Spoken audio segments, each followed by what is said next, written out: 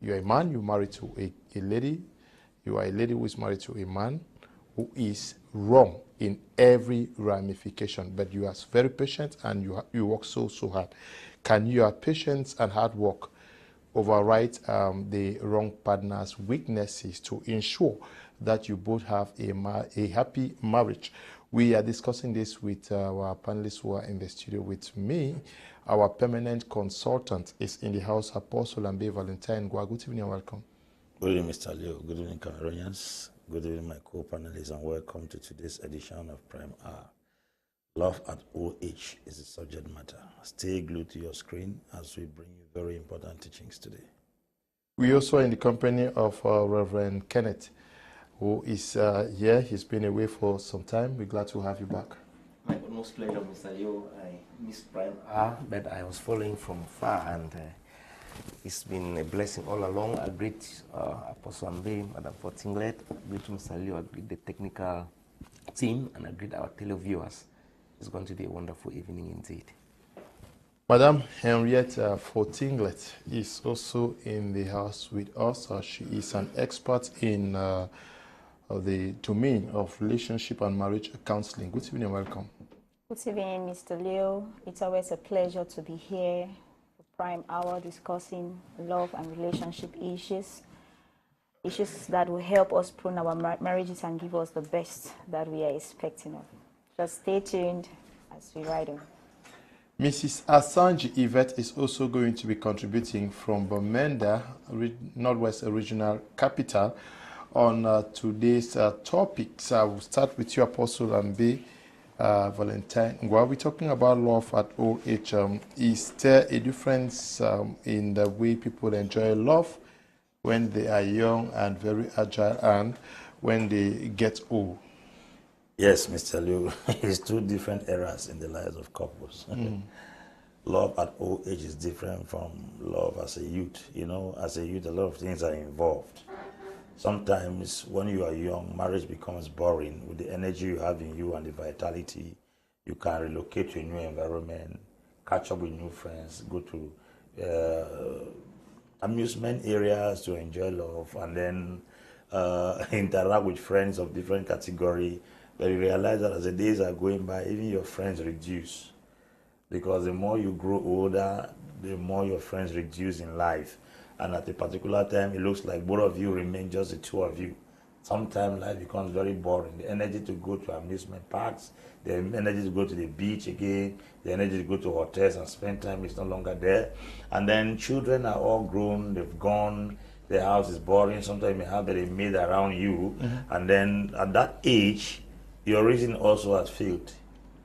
Your faculties are not as effective again as they used to be as a younger person. And you realize that at that level, life becomes very boring. It becomes more boring for the man because probably the females have grown up, giving birth to children, get married, and then their mother is jumping from one female to another.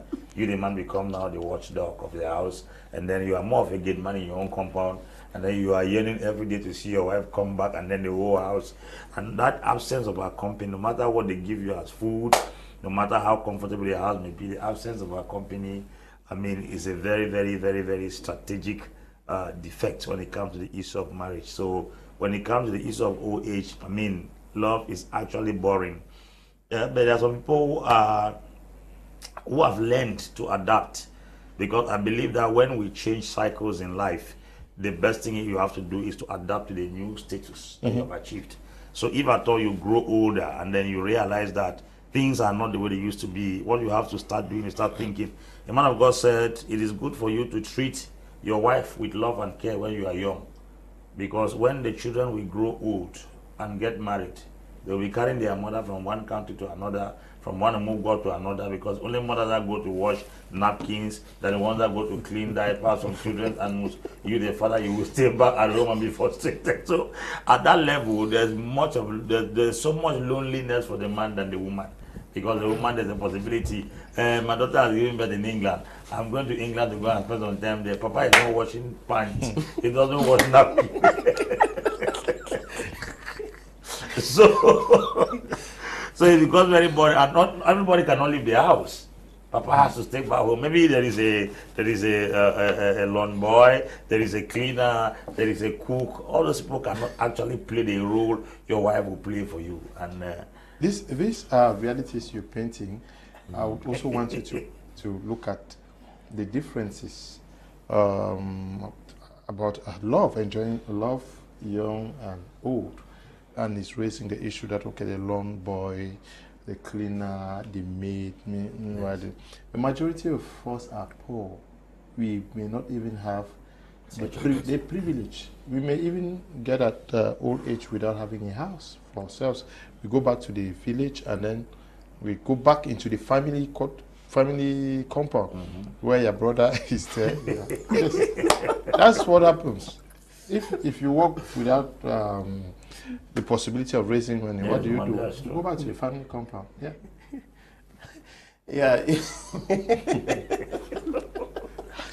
What you're saying is very true. You know, our context warrants such a reasoning, and at a time like this, many persons. How many persons can afford for a maid? No, it's possible. What you have said is almost 60% of what is happening in our society. Well, the picture I'm painting is a picture of that successful family. Yes, a selected few. Yes. Well, but the issue is that I think this forum also gives us the possibility to encourage people to plan for retirement. Yes, that is because I just, in fact, I made a post on my Facebook page the other day. I said when you see people who end up in retirement playing draft. Yes, you know. You know, because in their young age they are not ambitious. They think just within the immediate environment. They don't think far. They don't think beyond the days which they are living, which is not good. I think this is a forum, as I've said, for us to be able to encourage each and everyone when you're growing up. Don't forget that the strength that you have today will no longer be there tomorrow. The strength you have today, you can jump from one thing to the other. You can, handle many things. Will not be there tomorrow. So you must plan for retirement. And before even planning for retirement, it is with the encouragement we always give young people is that plan your life with that retirement period in mind. You can't be 35, you are threatening 40 years, and marriage is not even crossing your mind yet. You see, you still look at marriage to be something so far-fetched, and you are skipping from one girl to the other, you are skipping from one nightclub to the other, and for you think you are enjoying life. So when you don't plan for that, for those days, they will come and take you unawares. We have people, even just to compound, we have people who have gone on retirement, they are that old age, and maybe their first child is still struggling to write ordinary level GCE. So all of the things put together become so stressful that they can accelerate your death. They can actually precipitate your steps to the grave. It is good as a young person, or if it's a young couple that's gotten married, plan for retirement. Plan to at least, there is this challenge that many people have, and it has not to do with the fact that when they were working in their active life of service, it was not that their salaries were small. The problem is planning. If you plan well and you save gradually, you avoid some of these excesses, avoid some of these things that do not have a head or tail, you will be able to plan for your retirement, and when you get there, at least, worst case scenario, you would have had maybe your children's education issues settled, and maybe the first child may be helping the younger ones if possible, and you'll even be able to have a piece of land where you have constructed at least a small house. Even if it's a wooden house and you are living in it, it is your own, that you can be living in it, and you don't have any landlord on your neck to be holding you for rent. You will also have the possibility of, maybe having constructed something you can have tenants, which is, a kind of passive income that will be bringing in something for you. Yeah. You have at least one, you even have a farm that worst case scenario, some people will be on that farm working for you. Not that you waste your youthful life, and at the end of the period where you have become so old, you go back and you're fighting over property, that my father had this plantation, my father had this. So me, when I identify such people, when I see such people, you identify that in them there's a sense of irresponsibility, that they are not trying to fend for themselves, to build their own patrimony. They are rather looking at what their father would have left for them. Maybe talking about a father who did not inherit anything from his own father. So at old age, when you have gotten to that point where your wife, her strength is failing, your own is failing, and there is nothing, there cannot be love. because you know there is a minimum level of comfort that will be an enabling environment for love. But if it is at that age, you people are still struggling to have ends meet, it will be very difficult. Another dimension, Mr. Liu, will be when maybe along the line, as God will have it sometimes, one of the spouses passes on and it left with a widow or a widower who has remarried. It's another dimension which I think we will also have to give perspective on when we come back. Okay. Love at old age. There are many persons, husbands who lost their wives and wives who lost their husbands and they decide to get married at 60, 70. Yes. It's new love. Very exciting for some. In the beginning. Yes. A very slippery ground. Yeah, a in very the beginning. slippery I ground. like that. Yes. In the beginning. Madam Fortinglet, love at old age, it's somewhat very different from what they are saying out here. But we also, while you are here, while you are now with your husband, you have so many distractions. You have kids to take care of. You have maybe association meetings to also attend, and a lot of distractions. Can we picture how old age is going to be? Because these children will not be there to distract you. Maybe some of these meetings, almost everybody is gone to you. You are living in your retirement home or in a village. Can we picture how that will look like and how we bond as husband and wife? Yeah, what it will look like is what you have prepared for. We are talking about how should couples, like you're saying, how do we make it happen happily? Yes. At Do old we, age? as you live now, do we sit down and picture how things are going to look like, where you will no longer, because now I can easily go for ex-students meeting, I can go for this, that, and that. Yes, Mr. Leo, wise people think about that. Because life, no one comes on earth to be young forever. You are young today, tomorrow you will be old. Some years back, you were a baby, you were a teenager, you grew up to maturity, you got into a relationship, you got married, you have children. Remember that as much as you are in a relationship now, you're married, you have children, you're young and agile, there is tomorrow. There is the old age that is coming, which you have to prepare for it. And the time to prepare for it is now. It's not when you get old. Eventually, it happens. It's not magical. It doesn't come by chances. It is what you prepare today that makes it tomorrow. So if the foundation is well prepared today, built today, and then tomorrow you will not have any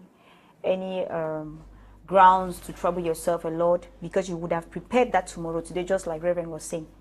Now, I want to look at this. We are talking about being happy at old age when you are married.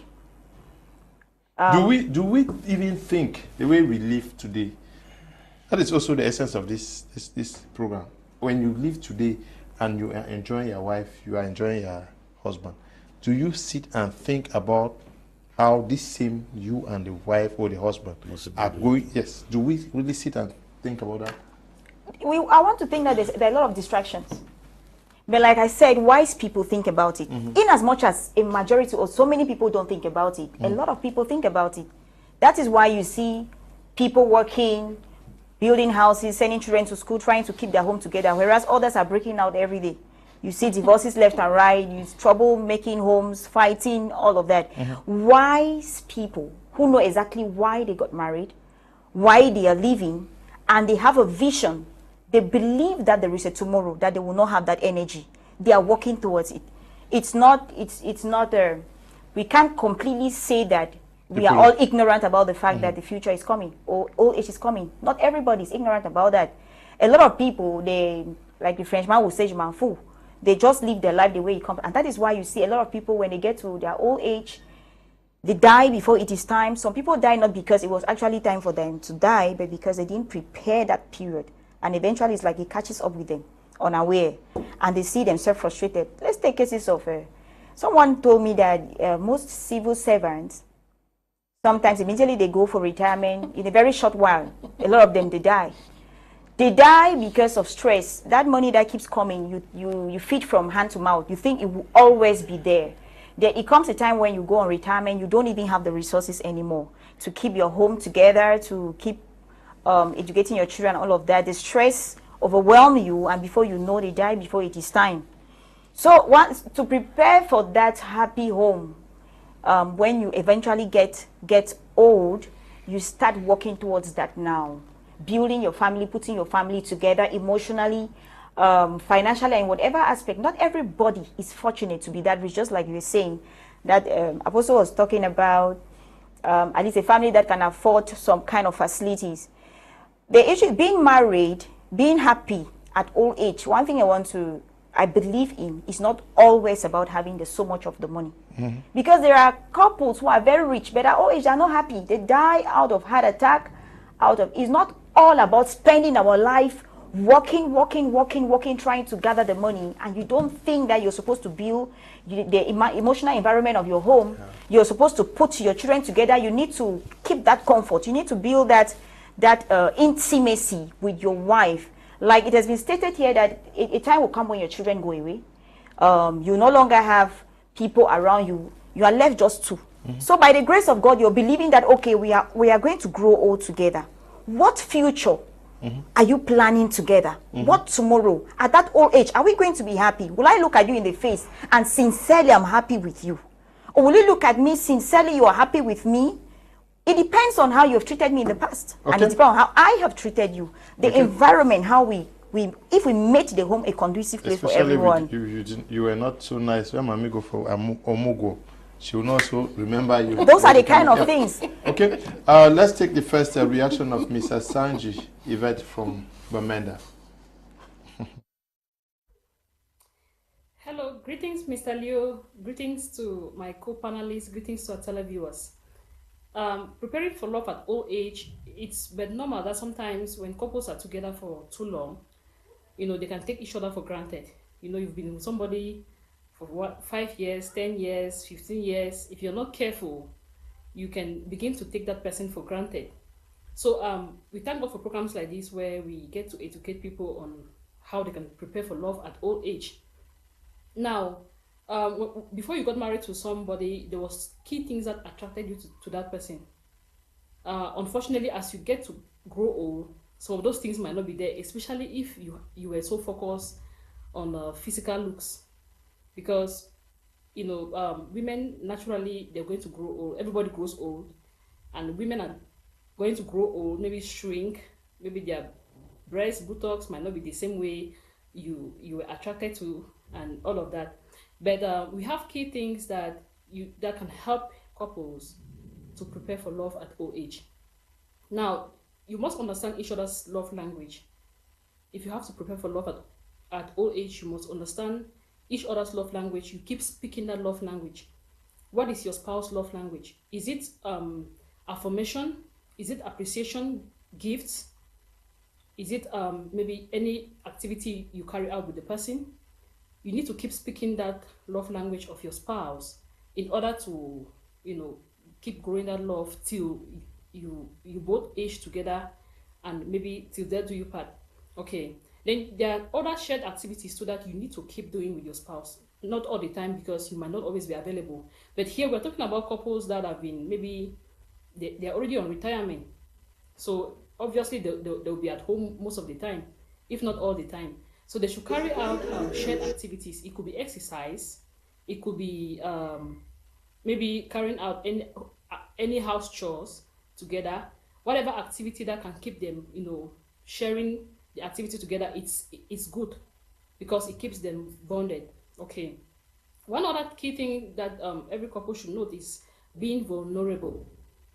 You cannot be a couple or a spouse and you're just strong all the time. There are times that you get broken. You need to feel free and be vulnerable to your spouse.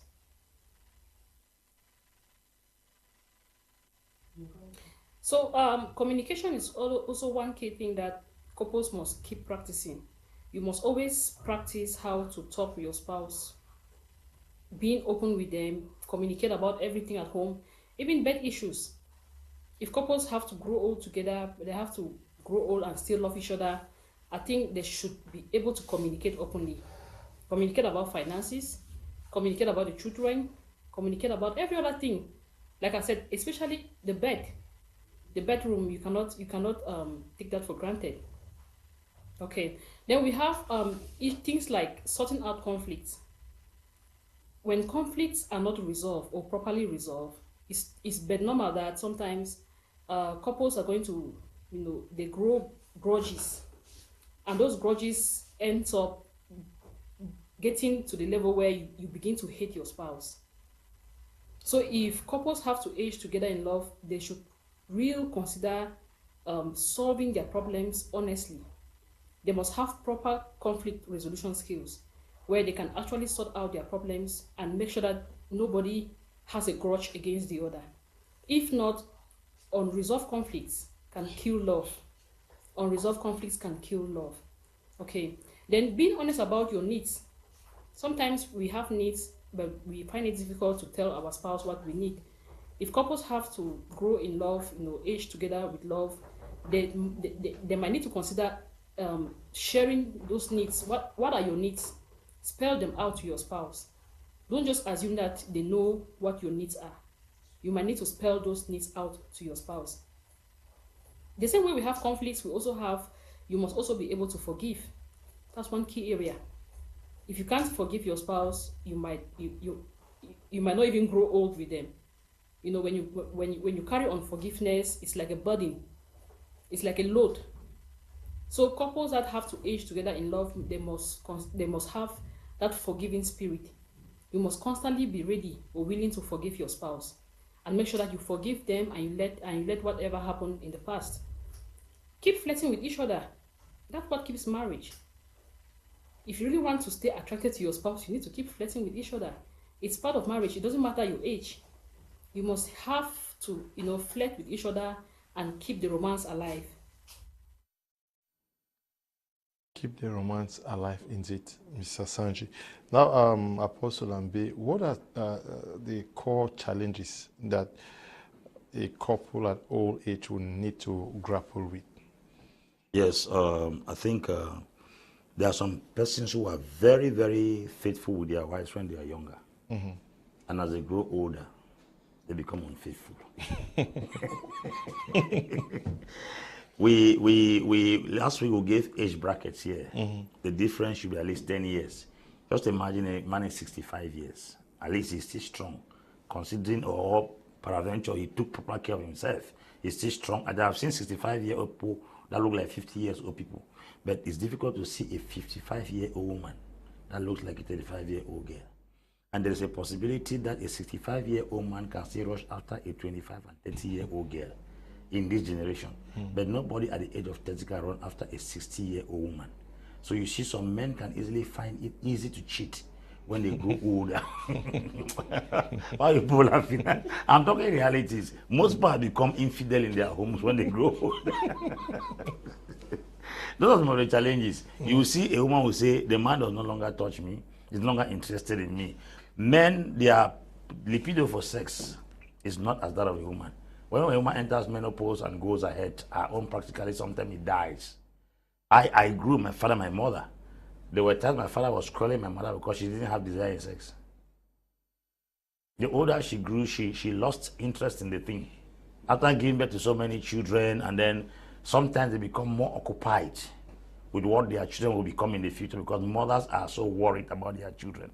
They are psychologically drifted towards what their children, especially when they have a son or a daughter who is not growing up to their expectation. Probably the one is not married, or the boy is not married, the boy is not working. The mother becomes very concerned and all her attention is driven towards that particular individual. And then the attention of the man is no longer interested. If you see any woman who has grown old and given birth to children, her love is drifted from her husband to her children. That affection is no longer there. That commitment is no longer there. That passion is no longer there because even the desire for love making is not there. So when they begin, at that level, they begin to grapple with these differences in age. Now, when a man realizes that his attention, they are not giving him attention, what he yearns for, because men never get tired of sex till they enter the grave. It is possible for an 80-year-old man to chase a 25-year-old girl. We see it in Douala here. They pack gifts at the roadside and they chase girls for 25, 30 years. And they carry them and they go along with them. and they stay with them. So that desire does not die. As one is dropping, another person still maintains. There you realize that that attraction from the woman is no longer there because a lot of things have taken place in her life. So the man begins to yearn for something strong. Even the Bible says when David was sick, they had to look for a Shunammite girl for 18 years. At the age of 70 to give him to warm his body. So men need to be warm at old age, and it's not their wife that will warm them. Oh, you're not giving me chance to please. I'm explaining realities. If it's not their wife, they won't warm them. I'm telling you. I'm telling you the things I experience. I'm telling you the things I see people go through every day. Okay. You see a lot. I've gone to places, I've seen men of about 65-year-old running around with girls of 25, 30 years old. Because the reason being that not because he doesn't love his wife. Sometimes the wife has given her attention completely to her children. This child probably has given birth in a corner.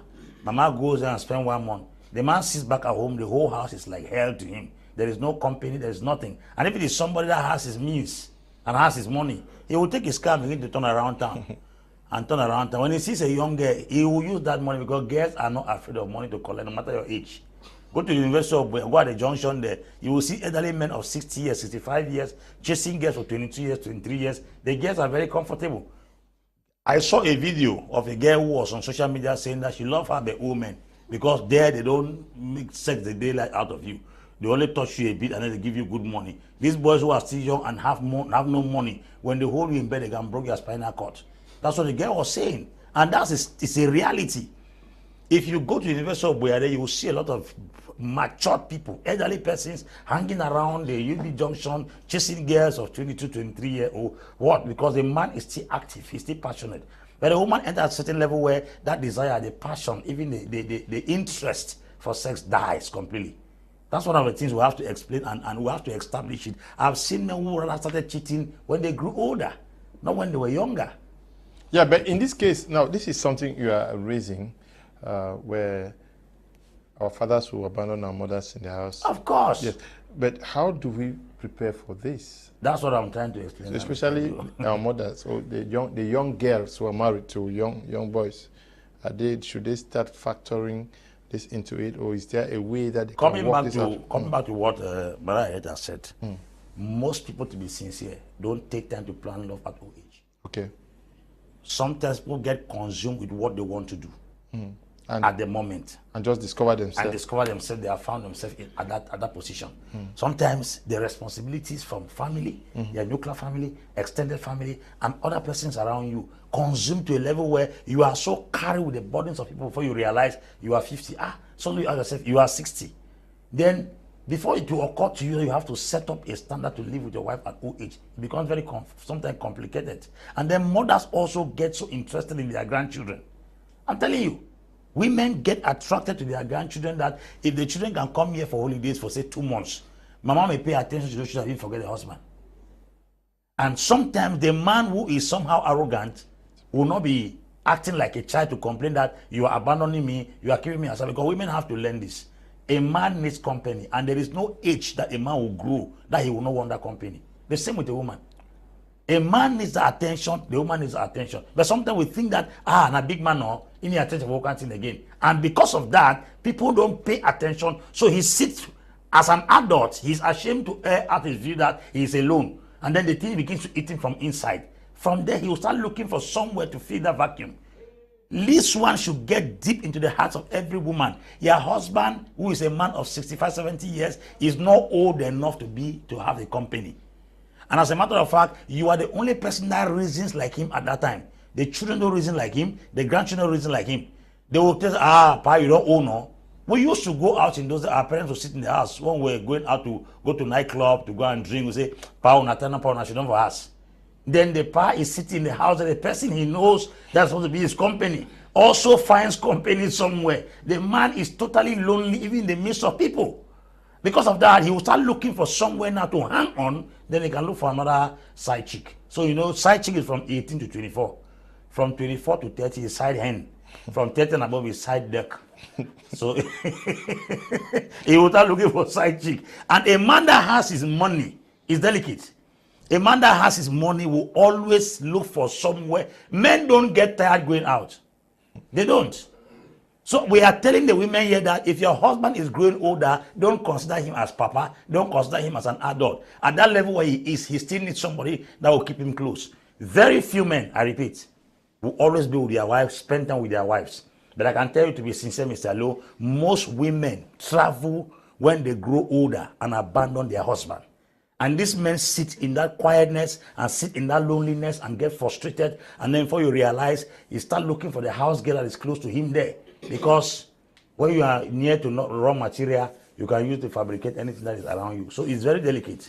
It's very, very delicate. Okay. We are calling the attention of women to make sure that they don't follow Omogo and leave their husband. Okay. Yes. How do we prepare for this stage of love life? I just want to add to what Apostle is saying, but the way Apostle presents it, it looks like men's hands are also free. Their hands are not as clean as like the woman is so unfortunate. Yes. No. No. This is. Let me not argue. No, it's like the Let me I'm saying that. Apostle, I'm saying that in addition, what you have said is very, very valid. But in addition to it, I want to recommend two things. The first of things is that some men are abandoned because of how they lived their youthful age. That's why they're abandoned. As a man, my brother, that should not be any excuse. No, it is not an excuse. The issue is that we are trying to give recommendations of how people should build their homes and prepare for love at old age. There are men who don't connect with their families. You leave work, spend your time, drink, come when the children have slept, until your children, they know very little about you. There is no emotional connection with your children. How will they connect with you when you have become old? So this bonding is supposed to be built from the foundational phase of your life as a couple one, and then with your children. There are people who, in fact, the way they disconnect from their children grow up to know only their mother. And then mothers too should also be of help in this particular thing, in that most often fathers work the money, come and give to the woman. She's the one who does the purchases, or does in fact, she's the one who pays the bills. And when it's like that, it is supposed to be well managed in order for the children to know that despite the fact that mama is the one spending the money, papa is the one who also either contributed or is the one who provided for the money. So that the children don't grow with the mindset that our mother suffered for us and this man is a useless man who did not do anything for us. So we are saying that as a man, learn to connect with your family when you are still in your youthful age. It is not when you have become so old you start claiming. It is not all about the money, but connect with your children. Make sure you know them. Make sure you get close to them. Make sure they feel the warmth of a father in their lives. Don't be a runaway father who leaves work and goes drinking, comes back home late, gets up in the morning, goes and that's your cycle. With that, the mother is one who is with them. It is very normal. But let your presence also be felt in the home. In fact, when an occasion presents itself as a father, make sure that you do certain things that the children will feel that they have a father over them and not just an absentee man who comes and impregnates their mother, goes, and that's your own cycle.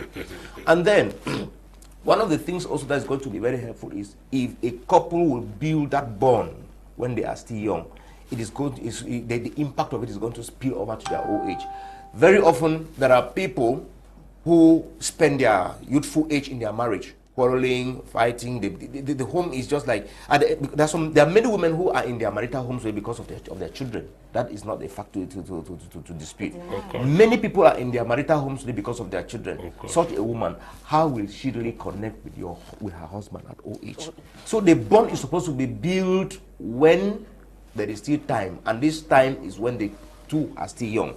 Build the bond. Try to connect as much as you can. You see, it takes a level of maturity to understand that even children are a third party in a marriage. Children are a third party. The two of you are the key people. So if you don't build your bond and see that you are close to one another, the children themselves are going to, separate you. By the time you are growing old, you will not have that kind of sticky bond that you ought to have between the two of you in order to, be missing one another. If you stayed in the early days of your marriage or in the youthful days of your marriage and you could not miss one another, I'm not sure it is when you have grown old. Yeah, at that time. To be sincere, most children are drifted towards their mother in marriage. That's what I'm saying. That no matter how caring the man is. No, that's what I'm saying. That the women should as much as possible do their best to see that while they are in fact there is that pull factor towards them. Yes. Make sure you redirect some of their attention also to their father, while the father too should be doing his own part. You should be doing your own part, because if it's already a natural factor like that, and then no, see, if it's already a natural factor like that, and then you don't do your best to have your presence felt, it will only become worse. It cannot become better. So what you're supposed to do is, as a woman, what you're supposed to do is make sure when the children are only wanting to be, maybe giving only you money, and make sure, have you sent something to daddy too? Have you called him? Have you make sure that there is that closeness? Sometimes when you go and you're staying for that omogbo, make sure you say, I'm not coming alone, I must come with my husband. Those kind of things. When the children have, you see, it is something to build. It is something to build. Okay. Now, because we have seen that there is a negative effect when the men are left alone. It's serious. Yes, it's a negative effect. Men. So which is something that must be worked upon with a lot of seriousness, yes. And this must not be one-sided. The woman should be trying her best to see that she redirects the attention of the children to the father, while the man also tries to impose his presence. That is, let your presence be felt in your home. Your wife will feel you, and your children should feel you. There are times that people gang against the father. Yes, they call him Gaddafi, Mongo Park. They give him all kinds of names. and Mama is playing a good one. What are you talking They sing in the house that una no mind that man. 75% of men are abandoned at old age. This is the reality. We are talking about how to enjoy love. I'm not talking stories. I'm talking what I have experienced. Very true. This is very true. Yes, Mr. I hope No way. Okay. There is no way. Okay, there is this aspect where the sexual drive falls on both sides at old age. How do you start working towards that? You start planning to, because he says that these bars, they do terrible things. Yeah. How do you start working? Yeah, it's true. It's true the way he explains it is as if life is so unfair on women. On women? Fairer on women. It's unfair. No, fairer. From where he plays, like many things favor men. So I was trying to say that there's a diluting factor. Life is unfair to women because at old age, a woman is no longer very performant in bed, the way we say it, and that's why the man must abandon her. And not after girls of 22 years, 25 years. It means life is so unfair to women. That's how I look at this. You know, it's like it doesn't just come, just like I said. You don't get up one morning and you receive what you did not prepare for. You cannot plant corn and harvest yam. That's actually the truth. It is what you planted that you harvest when you get to old age. There is just no way. The thing is, we have to first of all understand. We have to understand the fact that you get married to one person, you're bonded. I wish you women harvest. Mr. Leo, there's a lot of distraction inside here. Ambe. So I'm missing out my question. Answer. Mr. Leo, please. Okay, go on. My question to you is that the drive sexually falls for both parties. How do we compensate for that? Thank you, Mr. Leo. We have to be able to compensate for that. We have to, while you're young, make sure you take care of your health. Your sexual health, your emotional health, your physical health, because that has a lot to do. In as much as we are saying that a lot of men at that age, they are strong, there are some that at that age, they cannot even do anything. They are extremely weak. They can't. Mommy is even stronger. Both men and women, you have to take care of your health now. Fortunately enough, we are in a world where there's a lot of education. You can get educated on social media. You can get to all sides. We have people around. We have hospitals. You go and find out on what to do to keep yourself very healthy. Make sure you constantly clean your reproductive organs with the necessary medications or whatever you're using, and make sure you stay healthy at all times. Do a lot of sports together. Those are some of the exercises you even do with your spouse. It bonds you together. It keeps you people together. When you go out, you do some adventures together, one of which is sports. You constantly do sports together. It keeps you strong and healthy. But if you are that kind of couple that all you think about is You go for work in the morning, you come back in the night, you're always tired, you're thinking about children, you're thinking about this, you're always tired. At that age, you have no energy. So knowing that old age is two of us, it's you and I, no other person. So you must think about the health of your spouse and also your health. I'll be advising the women here.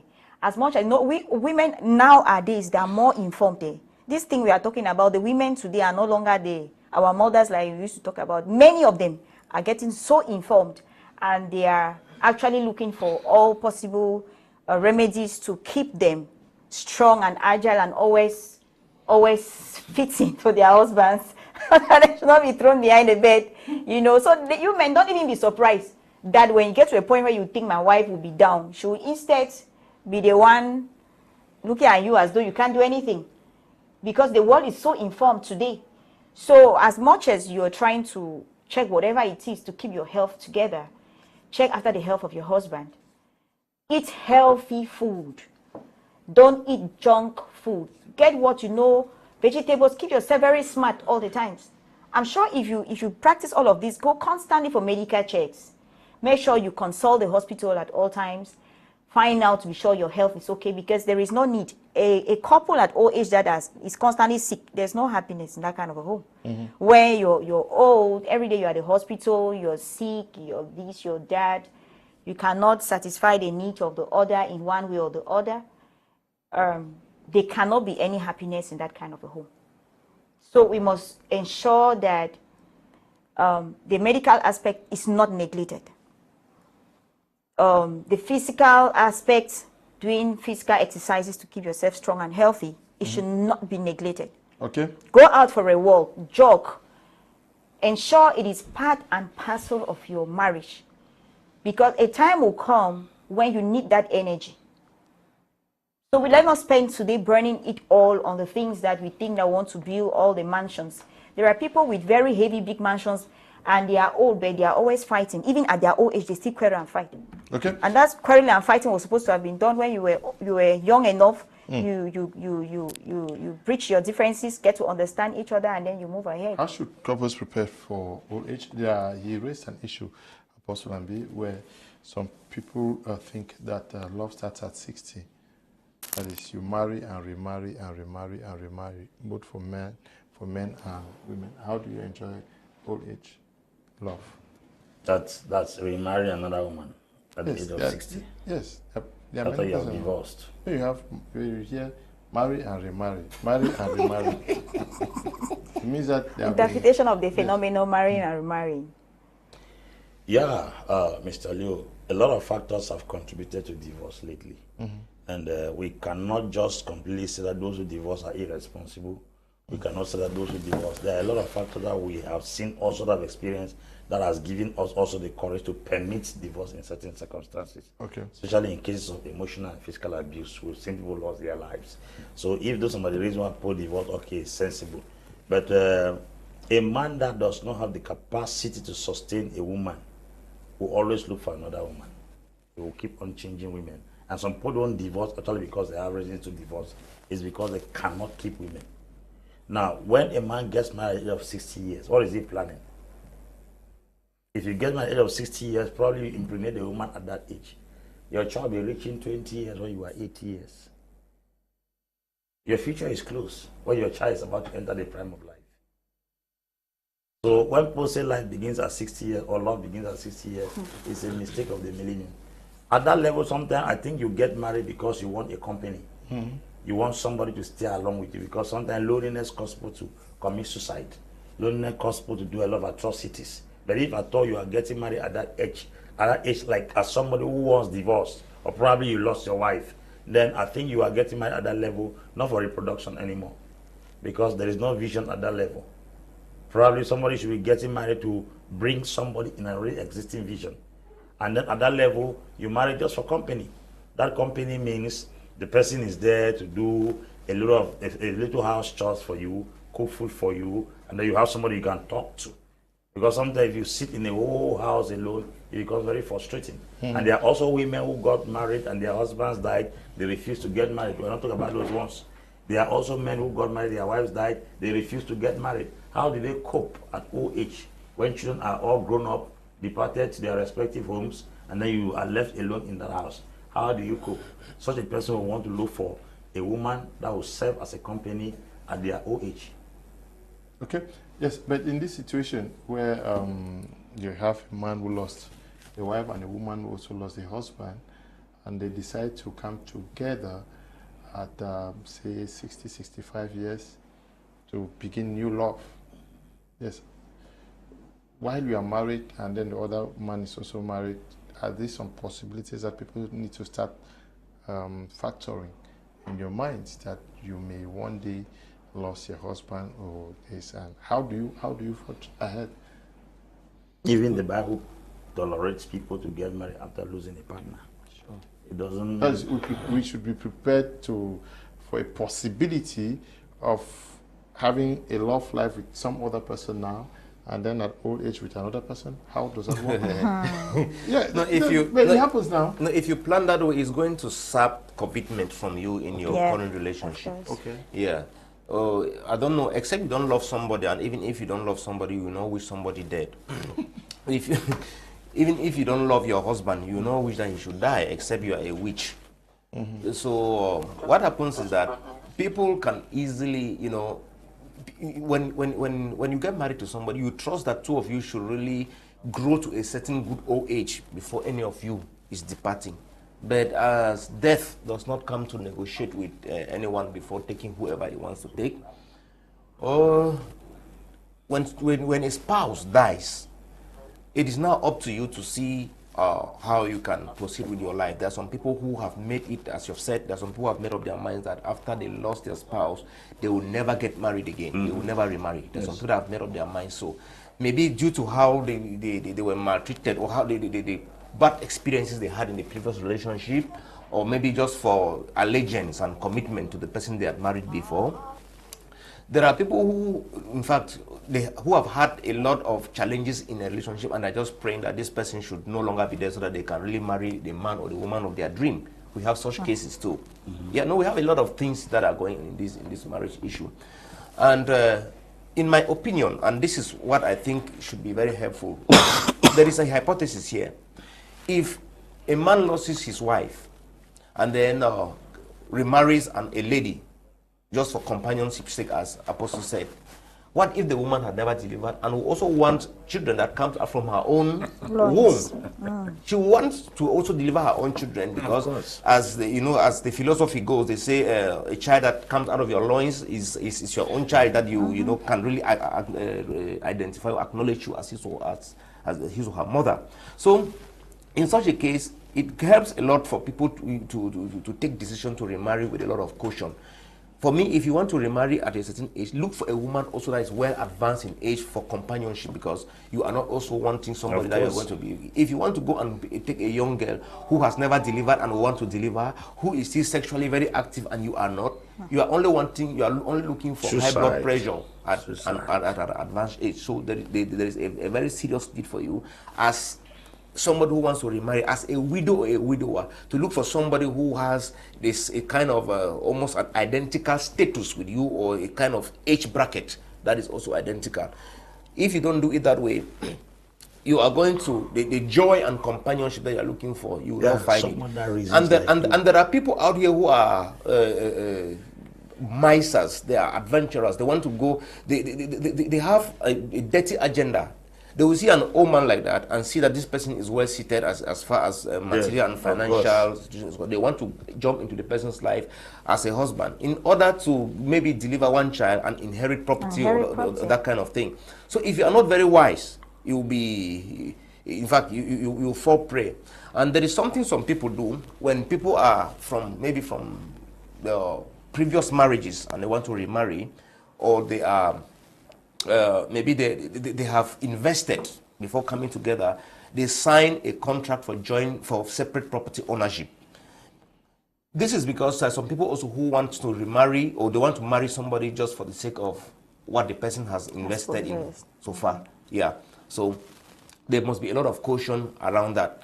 But the honest truth about it all is that if you are getting married to somebody because you had lost a spouse before, you must be very careful and know the objectives. It depends on the age. If you are remarrying at an advanced age, don't look for a young girl, because there's going to be trouble. Or for you as maybe a woman that is advanced in age, maybe you and your husband had invested a lot. You want to now take a young boy to come in and begin to squander. The young boy will not be coming for love. He'll be coming for what he has seen. He'll be coming for property. So at the end of the day, the companionship and the peace of mind you needed. It's a risky venture, Madam Fortingler. A guy can come in just to come and grab what the husband has labored for, and then a lady also may be coming just to send you to the other world to grab what you've labored for. That is very correct, Mr. Leo. In fact, last week we were like, maybe some people can really get married to very old persons for genuine reason. It is rare. Very rare. It is rare. Very rare. If you see a girl of 30, 25 years old getting married to a man of 70 years old, there is a motive behind it. And you, the man, like Reverend is saying, you have to be very careful. Because it is that woman that will kill you. She has seen something she wants to get. And she has made up her mind to sacrifice whatever it is, stay with you, because she knows that you do not have a long time to live again. And even if you live for a very long time, you are not strong enough to run after her and control her for the things she's going to be doing. And she can even be the one to poison you if you stay again longer. For a young girl, a young boy who decides to get married to an old man and stay by you, and a girl even decides to give birth to you at 70 years, it means she's making up her mind to raise that child alone. Of course. With which money? The one you will die and live. With the money you eventually die and she will inherit from you, then she will use it, take care of her child, get married to another man, and sponsor the man and live a comfortable life. So these are the kind of things we really need to guard against. There's no need we cannot turn this around. We try to put emotions on it. We are in Africa and we face facts. Life is, if you must grow old, we are talking about enjoying love at old age. It means you grew together, or even if you met at that old age. Like Reverend just highlighted here, you should be of similar reasoning capacity, which means that you should be at an age group which is not too vast. At that age, you share similar goals. You just want to be together, keep the warmth, and then have somebody to chat with, have somebody to talk with, have somebody to have fun with, and then share the rest of your life with that person, so that you should not be lonely.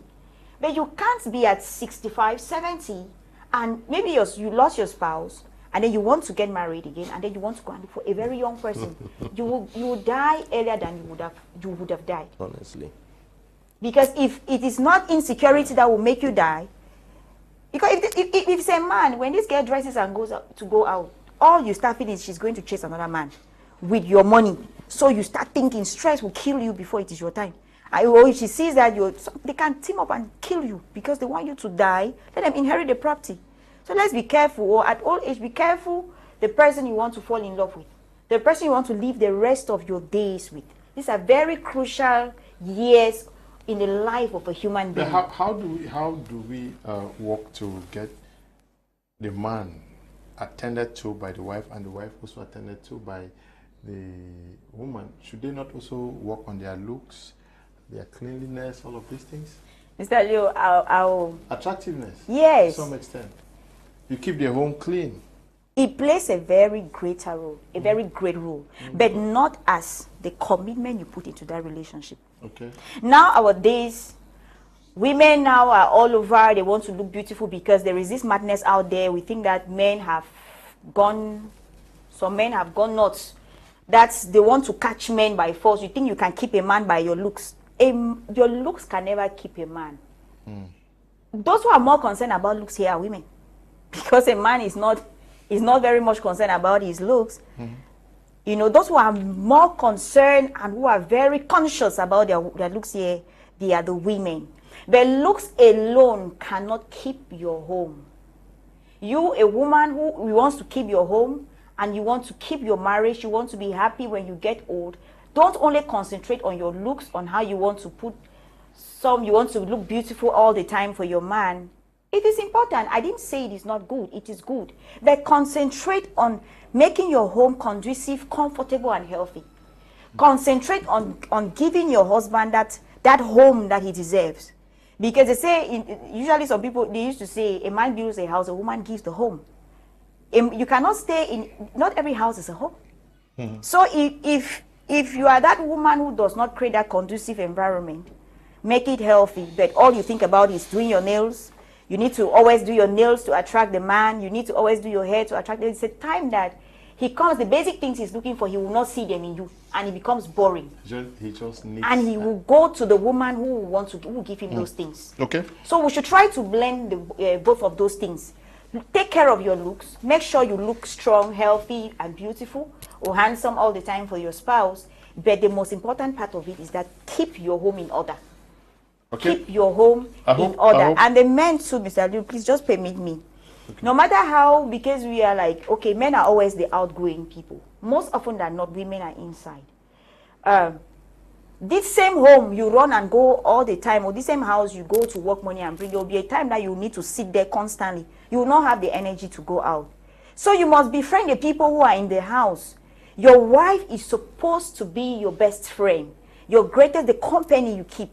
If you have not treated your wife well, if you have not been a friend when you people are young, she cannot automatically be a friend to you when you get old. Not at all. It's not automatic. I have a testimony of a friend. Yeah, but you always give the impression that the man will reap what he sowed, the man should do this. What about a situation where the woman herself is wild in the house? You are really giving the impression that men are That's why every woman needs to be sober. So you cannot build a home with a wild attitude. Now you know as you be talking that you cannot build. No, if a woman is the one who builds the home, then with a wild attitude, because what happens? A wild attitude repels. It sends everybody away. It drives people away. It sends the man away. He cannot be. That is why I said, build your home. It means you must bring that love, comfort, make the environment emotionally comfortable and conducive, both for your children and for your husband. It means there must be that a natural woman has to be sober. You must be receptive. You must be loving, kind, caring, attentive to the needs of your people in your home, to the needs of your husband, to the needs of your children. But if that woman who is always wild and sending people away, then you have not built a home. You have not kept a home. It means you are not encouraging the happiness that you're supposed to have at old age. That's why you see there are some homes that when they get at a certain level, they are scattered. Children go, they never come back. Children go, they are never coming back home because they never had a home in the first place. They travel, they never think that I want to go back. To where? Which home? The house where they lived in and they was always quarreling and fighting and all of that. They were always being insulted and sent away. So the children cannot come back where they know that it wasn't a home. So you, the parents, the woman most especially, create that home. Work on that attitude and be a real woman. Be a real woman who can bring the family together. Be that hen that can always gather the children, gather the family. When they come under you, when they come, they should find warmth and comfort in you. So that when you grow old, even when your children go out, they should always remember their parents. There's one thing that the Reverend Ken said. He said, children, when they go out, when they're sending money, they send 10,000 to mom, send 5,000 to dad. Yes, those are the kind of things we see today. It's true, and it is very good we have this kind of consciousness. So that we already start preparing our home towards the fact that we don't want that to happen in our home. Now, a child who grows up in a home, knowing that my mom and my father, they have the same bank account, or they manage their finances the same. They have seen them be so intimate, grow together, loving, caring, towards one another. When these children grow up, they will not want to separate their parents. It is only greed that will make a woman want to turn the children away from their father, and vice versa. So there is no need for greed. When you're married to a man, you're married to a woman, you have to get bonded, be together. And when these children grow up, they know that my parents are always together. If we're sending 100,000, I'm sending 100,000 to my parents. I'm not sending it to my mother, or I'm not sending it to my father. So let's prepare it now and change the narrative. Let's change the phenomenon and make things different. And I'm very sure that as when the old age will be coming, the children will be behaving differently from what maybe some of us are behaving today because of what our parents did in the past. Okay, we are moving straight to our second topic for tonight. As an illusionary. Okay, the question is, can patience and hard work with a wrong partner result in a happy marriage? You are very patient and you are very hardworking as a wife or as a woman, but you are living with a wrong partner. Can you guys work and live happily in marriage? Apostle Ambe, Valentine, Ngwa. This is a very sensitive topic, and I want us to handle it squarely the way it is supposed to be handled. Okay. If we say should couples, we say hard work and patience with a wrong partner, can it heal a good marriage? Happy marriage. Happy marriage. Mr. Leo, hard work and patience with a wrong person will produce a wrong marriage. I'm going to be giving some very, very sincere facts here. I have seen people that no matter what you do to them, no matter how patient you are, the way they are framed, the way they are molded, the way they are brought up, they cannot accommodate individuals. Somebody with a bad attitude, no matter how comfortable you make the environment, they will still act the way they are. Because to me, an individual's attitude in most occasions is not normally dependent on what is happening around. It's the way they are framed, their frame of mind. That's how it is. If at all, hard work and patience will actually cause those who have wrong partners to leave, then I don't think we'll be having divorce the way we are having. A lot of people you see arrive at the point of divorce, they must have probably tried every mechanism. Tried every mechanism to make sure that the marriage stands. Sometimes I've seen men sacrifice their position, sacrifice their right, just to keep peace in the house. I've seen women also compromise their position, compromise their right to keep peace in the house, but it doesn't work. When people get to a point of divorce, I can tell you that things have gone berserk. Anybody you see divorcing in 2022, divorced since 2016, they were just trying to put up to see how they could amend the cracks. But when they could not maintain or amend those cracks, definitely around 2022 they divorce. So if I hear somebody is signing divorce in this 2022, those people divorced since around 2015. The remaining 7 years I came upon were 7 years, 8 years of trial, if I thought we could fix this thing. And that one already is patience. If you add 7 years to some level of worriness, and you cannot change the situation, it's obvious that your patience and your hard work has failed. That's the truth. If you hear that somebody divorced in 2015, the people divorced since 29. They took 6 years to put up and see how, with hard work and commitment and patience for those 6 years, they could fix the marriage. But within those 6 years, it could not go. They finally dropped it. So nobody gets up in the morning and gets, I want to divorce in the evening. They have been able to accommodate some excesses for years that they had no way to maintain it. Then they decided, okay, I think we have had enough of this thing. There is nobody who divorces who has not been patient. So that patience in this particular topic talks about a man who has already been patient enough, and he could not contain it. Nobody divorces in 1 second. Yes. People who divorce after 5 to 6 years of doing everything possible to make it work. Yes, Reverend Tatoh, that you have been working for so many years, but you are married to the wrong person. It means that, but can there be happiness when you are married to the wrong person in the first place? I think we want to begin by what do we really mean by getting married to a wrong person? Yeah, because like Apostle is saying, in as much as you don't also just get up and divorce, you don't just also get up and marry as if it was an accident that occurred. You get married after a due consideration. A man makes the proposal and a woman accepts, and they marry and start living together. So we have to really identify what we really mean by getting married to the wrong person. You people had a time of dating, some even live together in camp we stay. Live together or function together in dating, courtship, engagement, finally got married. And then one day the man became a wrong man.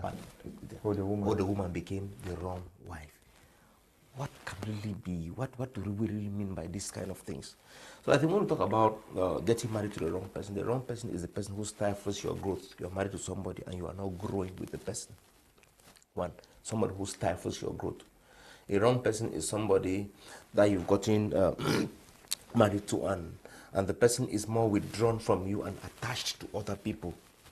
Is the person which you, for a very long time, because every marriage will have moments of, ups and downs. For a very long time, you spend your time fighting. When I talk about fighting, quarreling, and you can't pull along, and many other things. These are some of the factors that we can reckon to say somebody is married to the wrong person. And what I want to say is that, contrary to Apostle's categoric approach to say if you get married to the wrong person, hard work and patience cannot produce anything, I have seen many cases where people have patiently and hardworkingly worked on their marriages and things turn out positively. Okay. Yes. There are instances where we advise people to separate when it is not yet marriage. And that's why we always tell people that before you actually say yes, make sure at least some basic parameters are in place and you are comfortable with the relationship before you're saying, I have accepted to marry this person. Because it will not be the same ball game when it has been marriage. When you marry the person already, it will be a different thing. We will not just tell you leave as we can tell you to leave when it is not yet marriage. So when you are already in and it is not working well, we will not tell you today, since it's not working well, don't work hard on it, or don't be patient with the person, back out. We have people who have had husbands which were serial cheats. And to them, they began to look at the person like, this person is draining energy from them. It's like wanting to kill them before their time. But after some time, by hard work and patience with the person, the tides changed drastically and they began to enjoy another phase of their marriage which they had never enjoyed before. So one of the things also that makes some people portray themselves in a relationship as if they were the wrong persons is you who think the other person is the wrong person, being the wrong person in the way you're acting, the way you're doing certain things. You see, in social relationships, there is action and there's reaction. There are people who are only showing you some kind of dirty colors because they are reacting to the way you acted towards them. And when you start doing things rightly, you see that inside of them was a very nice person, a very nice man, a very nice woman, and you start enjoying the person because you started doing things right. Even the Bible recommends in the book of 1 Corinthians chapter 7 and verse 14 that the woman can be sanctified by the man and the man sanctified by the woman. It has a way of saying that there are some people whose negative attributes can be washed away when you start behaving well. So I think hard work and patience are key parameters when it comes to every marriage. Don't easily give up on one another. Don't easily give up on your marriage. When things are not moving well, make sure you work very, very hard. There are some people who are doing certain things just out of ignorance. There is a factor, there's an attribute I like of every person. When you're assessing character, we say this person is a very kind person, this is a very nice man, he's easygoing. For me, those are very subjective. One of the best attributes I like of every human being is teachability. Once you are teachable, you've won my heart in everything, because somebody who has some weaknesses but is teachable will always become a very nice person or become a strong person afterwards. But if you have a few weaknesses and you are not teachable, you remain, in fact, you are who you are. You say people should accept you for who you are. It is going to be a very big challenge dealing with your wife and dealing with other people, even at the workplace, in church, wherever, in social relationships in general. So if you are teachable, you merit this patience and hard work from your spouse in order to get the marriage finally work out well? Yes, Madam Fortinle, I'm sure you've been receiving cases where this one says, I don't feel cope with this one. This one says, I don't feel cope. Don't pass my power. I don't do altar. They work so hard. I sell oil under rain for 1 week. It's an curse. But he's asking the question that before you say this man is a curse, he asked your hand for marriage, and I'm sure you dated before getting into the house. What is happening? Should they persevere, or you think that okay, the wrong person can't work out anything? What I want to say is that in every marriage, there is a tough period. You know, when people recently meet, there is love. You look at their eyes. They think that they got married to an angel. They think that this man is my hero. He can never make an error. He can never. And the reason why sometimes we start thinking that these people are the wrong people, it's when we get to that difficult stage of your relationship. Every marriage has a period of testing. Now, the very first, maybe 1 year when you get married, 2 years, you're enjoying the fun, you have a company. But there is a time when you start consuming that marriage, when challenges start coming in, there's a period of you bonding. Period where challenges is like you cannot understand yourselves any longer. This same man who used to be my hero turns out to be so wild. He's so nasty. He throws his dresses anyhow. He doesn't care the way I thought. This woman talks a lot. This woman, and most times you see most people, they get married with opposite attributes, characters. You see a very neat person gets married to somebody who's very scattered. A very organized person gets married to somebody who is so scattered. You're not careful, you start looking at the fact that he's scattered, that he's the wrong person. That's because you're just opposite in nature. You're just opposite in attitude. You are expected to complement one another. You are another. expected to complement one another. So there is that time where you need to really face the realities to know the real character in the man or the woman you got married to. You start looking at that same thing which attracted you towards that person, it gets bored. Maybe the man was that kind of man who doesn't talk a lot. He's calm, he's gentle. And then you get to a point where you're like, wait, this man is too quiet. What's this? He's not man enough. He doesn't talk the way I thought. He should be able to bully this one. You want him to talk like other men. You see them. But you forget to understand that same thing is what attracted you towards the man. What I want to paint out here is that there is a phase in every marriage. That phase is a very difficult phase. But for couples who are able to pass through that phase, and you get to the next phase, you start enjoying your marriage. Because then you now accept each other for who they are. Okay, my husband is scattered, I'm more organized. That's who he is. When he throws a clothes, I pick it. I know that's how we are supposed to be. Okay, my wife she's careless, she doesn't take care of maybe she doesn't do some basic things for the children and all of that. So, okay, I must always remind her, I need to call her attention, okay, this is what I am supposed to do in order for my marriage to work. What is marriage? For your marriage to work, you have to be very intentional about it. You have to be committed, like, okay, I'm married and it has to work.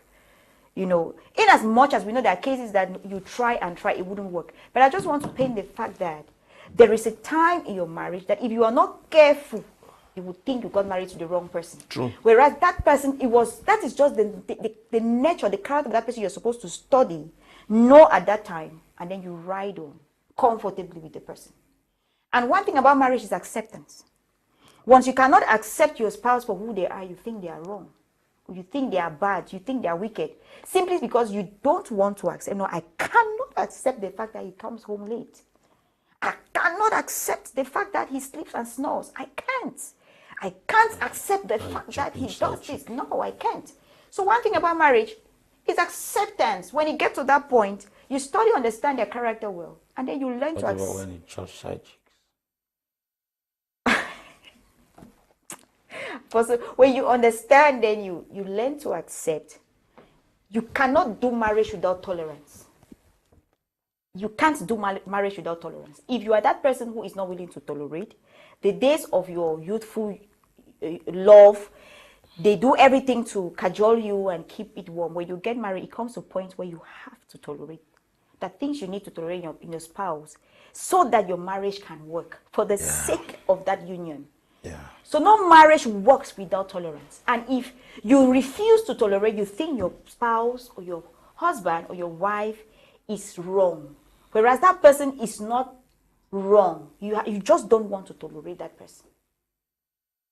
So I think that in as much as they are wrong, they could be wrong in that you're not chasing. You have different visions. You are not going towards the same direction. You don't have, but there are marriages that comes to a point you have to understand that there is a phase every marriage passes through. If you succeed to go through that phase comfortably, both of you, you make a wonderful marriage. Okay. And your old age will be very, very sweet and happy. Okay, let's take a listen to Ms. Asanji Yvette also participate in discussing this second topic from Bamenda. Mr. Leo, sometimes when couples begin to grow old, as age comes, sometimes maybe one spouse might be snoring or having sleeping disorder habits that disturbs the other. Can we have a reaction on this topic? If your spouse loves gifts, in fact, your spouse does not even need to like gifts. You just need to make it as a routine to constantly give your spouse gifts. It must not be all the time, but at least once in a while, you should give your spouse a gift. Gift shows love. You can't love someone without giving. So when you give, it speaks of love. It's just like you buying something. You must have thought about that person before even buying that thing. So when you buy a gift, it doesn't matter how small. Because when we talk about gifts here, some women might be thinking of the husband needs to give me a car. No, it can just be one apple. It can just be any gift. Before somebody is buying you a gift, the person must have had you in mind. Thinking about you, then knowing what you like. Then they get you that thing, no matter how small it is, they bring it and give it to you. It makes you feel good within that moment and you really feel love. So that's one of the things that couples should put into practice as far as keeping their love life as they grow old together. Okay, and then being kind, being caring, being affectionate. Don't say these things are for newly wedded couples. The same way you used to play with each other, maybe even before marriage, you need to keep it. That's part of it. Okay, Ms. Asanji Yvette, coming in there from Bamenda, we're looking at hard work and patience with a wrong partner and getting happiness at the end of it. It's quite a difficult one, though she says that if you can go through that storm, then you reap so much happiness after that, having studied and understood your partner. It is true. The first 2 years in marriage, we always say they are years to study each other, where you know each and everyone's likes, dislikes, strengths, weaknesses, and probably what they admire, what they don't admire. You also discover areas where your partner is totally ignorant and blank. I have counseled a lot of couples, and the report they give is that their husband is very, very unromantic. And I would tell them that their husband was not born romantic, and no man is born romantic. Being romantic is something you study based on the environment you grow under. You cannot take a man that grew under an atmosphere where things are just that very, very casual to understand what is romance. So you have to teach the man into what you believe and consider romance, because romance to everyone appears something different. If you take me to the beach, it could be romance. Somebody, you can be sexing the person every day, that's romance. Another person, you buy the person a gift, is a romance. And then to them, when somebody is kissing you and touching your breast, to them, some people is romance. So what is the romance you are talking, your husband does not know? Doesn't he go to bed with you? Or he say, no, that kind of thing, does not sing me songs. Not every man is a good singer. does not buy me gift, well, probably he's not aware of it. You educate him. And the easiest way to educate a man is not to tell him to do what you want, is to do what you want him to do. I repeat, the easiest way to communicate or to cause somebody to do something in a marriage, whether a woman or a man, the easiest way is not to tell her, madam, learn to buy me gift. No, it's simple as ABC, buy her gift. When you buy her gift, she'll begin to learn that this thing is like this. It means I have to take money and buy something for my husband. If you want to teach your husband how to go to the beach, take him to the beach. If you have to teach your husband how to eat out of the house, take him to a restaurant. If you want to teach your husband how to go to an amusement park, invite him there. Some people you will do like that, they will not even respond. It's important for you now to tell them that these things I'm doing like that is just to educate you that times like this, you have to take me from time to time in places like this. Some people are totally blank when it comes to issues like that. They have grown in a home where mama is in the house, papa is in the house. Mama goes to the farm, papa goes to work. Mama sleeps in the night, get up in the morning, mama is pregnant. All that romantic gestures of going to amusement park, going to eat ice cream at ice cream joint, soya at soya joints. I mean, they are not aware of all those things. You will grow in such an environment, it's your responsibility to start educating the person. And if at all you will call somebody wrong without educating the person, that is a very serious error. Because most of us are quick to judge and condemn people without giving them the opportunity to learn. It's very important for you to teach somebody consistently. Then if the person is rigid, the person does not want to learn, the person is adamant, the person is not teachable, then you will understand that such a person is a wrong partner. But a lot of people I have seen in marriages are truly ignorant of the things they do, which we consider as error. For instance, there is a girl who called me and told me that her husband or her fiance, the husband does not even know if a woman enters orgasm. Because why? He's grown to understand that marriage and sex is an issue that is meant for men. A man climbs on you as soon as he ejaculates. That is nonsense. He has no time. But real men that understand the concept of sex will understand that it is a two-way satisfaction. As long as a woman is making you ejaculate, you have to drag her to a place of orgasm. And these are things that you must learn. You must have a mastery over the art of sex. But now somebody who doesn't know that kind of thing grew up in an environment where it's just to climb on a woman, ejaculate and find your way. When you get married to somebody who is coming from the other side and has been used to in a relationship where somebody can drag her, romance her, and pull her to a place of ecstasy where she can enter orgasm, such people, when they reach in a home, there is always a clash. You grew under a man, probably he was a boyfriend. He used to take you to ice cream joints. He used to take you to the beach. He used to take you do sports together. And then when it came for time to get married, the guy had separated from you. Then you come in contact with somebody who is totally blind. All he sees you is mommy pikin, mommy boy, mommy pikin, mommy boy. All he does is to give you money to go to the market, and then he comes back and impregnates you, give birth to children, because he came from his archaic background. That's how the father grew with the mother. Then you are trying to introduce him to a system of life. You don't do it by insulting him. Men are very arrogant. No matter how good your idea is, if you are not submitting it in humility, he might not accept it. Most women have had good ideas, but because they did not know how to present it, it failed. Vice versa. Some men have equally had good ideas. You can also get married to a woman who is very primitive. She's not exposed to so many things. You take her to a restaurant where they are selling for 7,500 francs a place. You say, what? 7,500 francs for whole canteen. Now 3 days chopped off my house, my picking them. And every time I tell that kind of one, chop. They couldn't knock canteen for the place. They couldn't knock canteen for everyone come my heart. I cannot chop one plate for 7,000. Now how many days chop that? Mr. Jacob. Now 3 days chop that. That kind of woman. How do you explain that? You buy her an expensive gown for 30,000. You say, how much? She 30,000. You carry 30,000 and go put her for inside clothes. You go wear her, somebody go scatter. She's not used to. She's not used to. You tell her to go to somewhere they play like a beach, and then she begins to tell you that to go and do what in a beach. You want to go meet more carry man carry go to that side. You want to go drown. In such a situation, you have to be very technical. Some people say you are a bushwoman, you are an uncivilized woman, you are an idiot. You can drag that woman into that system of life without necessarily insulting her. And she may come out to even know that thing better than you. So most people have conflict in marriages because they assume that being a man, you know this. being a woman, you know this. They are very good men who have age advanced in years, and they are totally blank in so many things. I used to grow up in the midst of my friends. I'm the one that used to go to the market to go and buy jeans. I would tell her, this is Wrangler jean, this is Levi Strauss, this is John Dalton jean. That is how people will learn from where we are. Not because you just think that this man is from Mutengene, he's from Buea, he knows so many things. There are a lot of uncivilized people in Buea.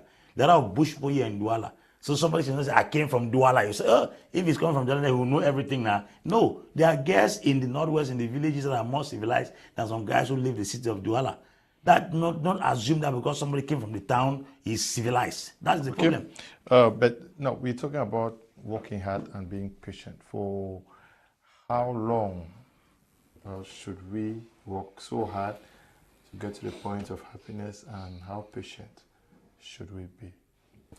Yeah, I think it just depends on how hard the work you are working is because most often some people, they work very hard, and when things are about materializing, they spoil you with one mess or the other. So to have a prescribed duration will not be representative of the ideas we are sharing here. Of course. What is there is just that we encourage couples that when two of you are doing some stuff and it is not really sorting you out, always go for therapy, have a counselor talk with both of you.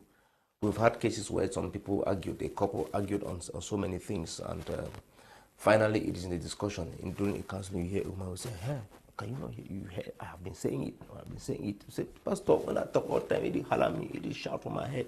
So most often, there are some things that if the two of you, it's just that some people get married and they are not really excited about living marital bliss. So there must be these differences, but the differences are what makes both of you a stronger couple.